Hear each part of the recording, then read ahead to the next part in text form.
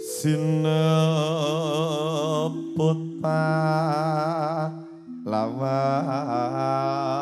pahlawan putri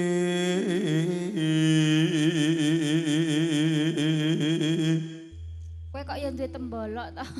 iki ta Dek iki anu apa jenenge iki alat Kudu iki ya. Andi Iki lah. iki ta Za. cangkek lemu ku lho Dek dalang ki yang ngene iki Teleh. pitek kok teleh jare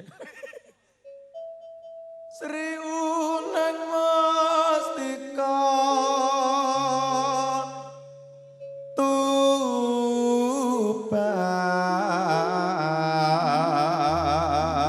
Tuban Kuwi lho sing ngincengke peh duwe pamer. Gen lho. Iki tukang mendring lho, Dik. Putra Kanjeng Sira lawe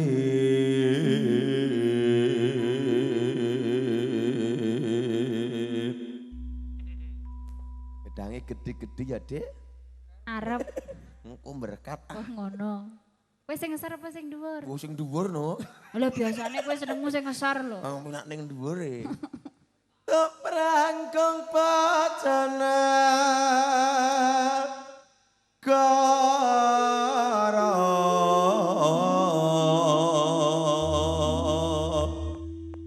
bebila wiratmaya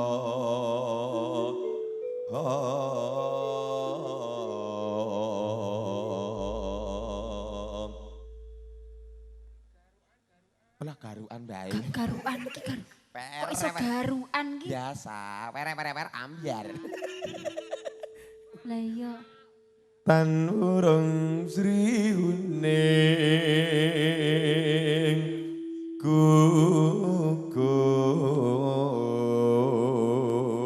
gugur dadi kusumane bangsa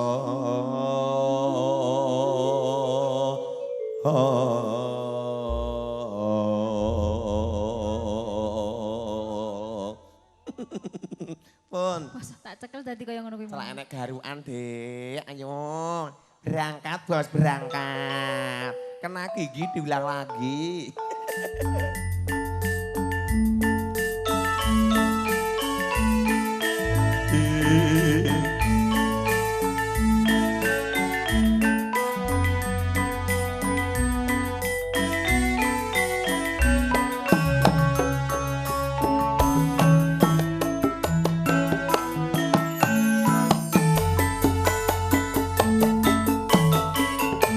Sarihan mesti kotok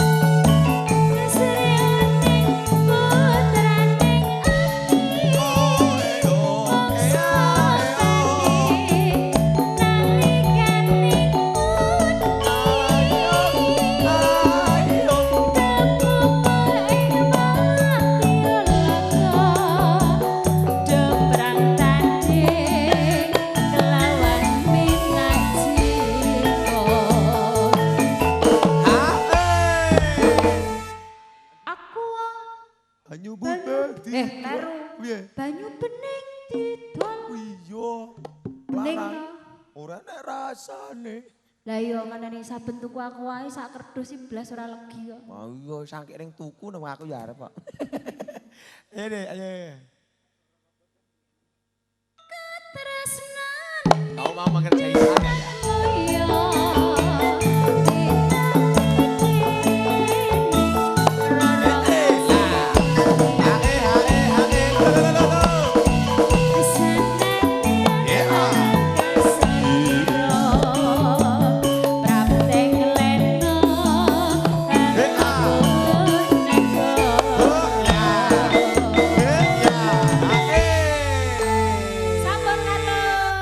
Ginarapku minyak gayeng, Dik.